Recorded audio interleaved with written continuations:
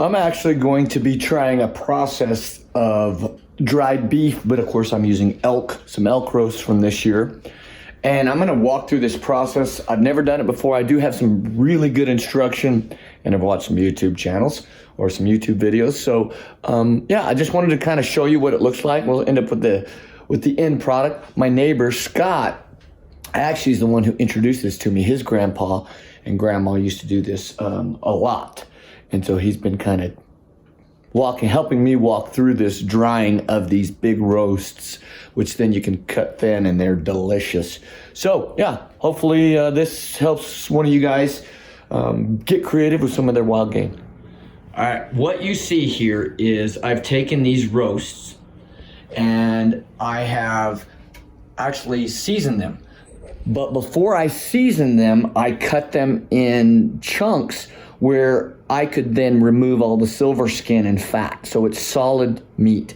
And what that's gonna do is it's gonna allow for the seasoning to soak into the meat as it's drying. Now you see there's a little bit of liquid there already. That's coming out of the meat. That's what we want.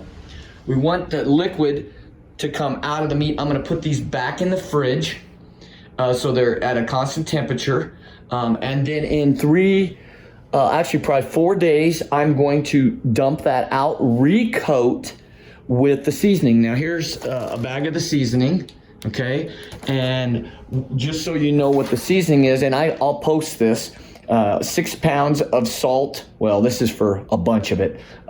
So salt, brown sugar, garlic powder, crushed red pepper, dried chopped onions, black pepper, Italian seasoning, and saltpeter. Yes, I did say saltpeter. And then there's kind of a process.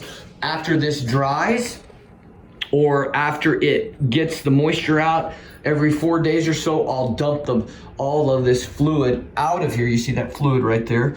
That will be drained off. We'll recoat, put it back in. We'll do that for about 2 weeks, okay? Then will come the actual drying process, which will hang it, and we'll talk more about that in a bit. All right, we're gonna take it, put that right in there.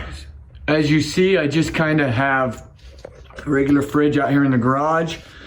I'm gonna put those in there and let those sit for about 4 days. Then I'll drain everything off and recoat with the seasoning and do it again. So I just pulled it out of the fridge. It's been 5 days, and now I'm going to recoat with the seasoning / preservative mixture, leave it in the fridge for another 9 days, and then I'll actually start hanging it to dry. And that's the process. And then of course, once it's dried after a couple of weeks, it's just gonna last forever, really. I mean, then you can take it and throw it in your backpack, cut chunks off it with cheese and crackers.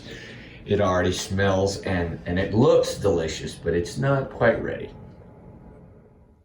I pulled these roasts. They have officially been draining in the fridge for about 10 days.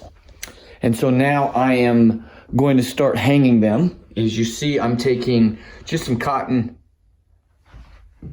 string and I'm running it through. I'm just using a little piece of wire there with an eyelet on it and running it through, and I'm gonna hang these in the garage, and they'll probably hang in the garage for about 2 weeks, maybe 10 days.